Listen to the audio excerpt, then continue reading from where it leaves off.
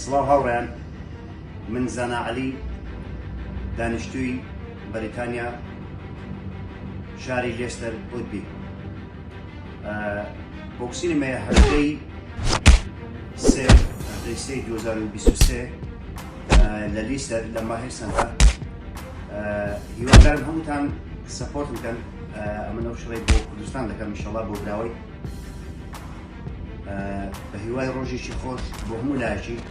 هیوادارم بتوانن کە لەو شەڕدا بەشداری کەن. هەر کەسێک ویستی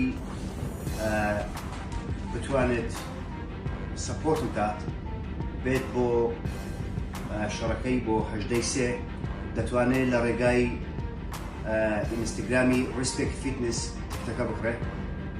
خۆشحاڵ دەبم هاتن بۆ هەمووانە. سوپاس سەرکەوتن بۆ منەوە.